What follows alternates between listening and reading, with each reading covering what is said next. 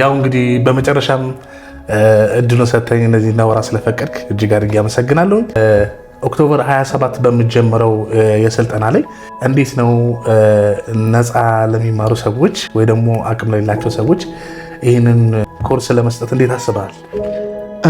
ምን አሰብኩ መሰለ፣ አሁን የቡና ወቅትም ስላይደለ እዚች ከአንድ ወር ከ15 ቀን አካባቢ ላይ ጋፕ አለ። የቡናው ኢንዱስትሪ ገና የመነቃቃቱ ሃርቨስት ታይም ሬዲ ሆኖ ተበጥሮ ምናምን ኤክስፖርት ለማድረግ በዚች ጋፕ ታይም ግን ኖርማሊ ኮንሰልት ከማድረጋቸው ሰዎች በተጨማሪ ሰዎችን በኦንላይን ላይ ጀትን ያለፍኩበትን መንገድ እነሱ በቀላሉ እንዲያልፉትና እንዲማሩት ኮርስ አዘጋጅቻለሁ።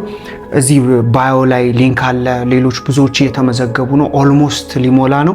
ከመሙላቱ በፊት ግን ለሶስት እድለኞች ነፃ የትምህርት እድሉን ለመስጠት አስቤያለሁ። በእውነት? አዎ። ከነሱ የሚጠበቀው ይህንን ቪዲዮ ሪፖስት ማድረግ፣ ይህን አካውንት ፎሎ ማድረግ፣ ኮሜንት ላይ እኔ ብለው ይጻፉ።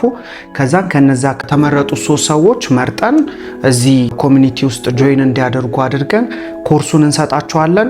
ከሰጠን በኋላ ኦንላይን ላይ በመጨረሻ ይሄ የኢምፖርት ኤክስፖርት ድርጅቴ ነው። ኦልሞስት እዚህ መጥተው ያለውን ነገር ፕራክቲካሊ እንዴት ዶክመንቴሽን እንደሚዘጋጅ እነዚህን እንሰጣለን ማለት ነው። ይሄ እድል ያው በጣም እናመሰግናለን። እንግዲህ እንደሰማችሁት ነው ፍሪላንስ ቢዝነስ ሶሉሽን ለሶስት ሰዎች ለሶስት እድለኞች ይህንን ኮርስ በነፃ ሊሰጥ ተዘጋጅቷል ማለት ነው። ከእናንተ የሚጠበቀውን ነግሯችኋል። ይህንን ፔጅ ፎሎ ማድረግ ነው። ከዛ ውጭ ደግሞ ኮሜንት ለኔ ብላችሁ መጻፍ ነው። ከእንደገና ደግሞ ለ15 እና ለ20 ሰዎች ሼር አድርጎ ሪፖስት ማድረግ ይህንን ስልጠና እንድትወስዱ ያደርጋችኋል ማለት ነው። ፍሪላንስ ቢዝነስ ሶሉሽን ይህንን ሀሳብ ስለሰጠን እጅግ አድርገን እናመሰግናለን። ክበርልን። ቴንክ ዩ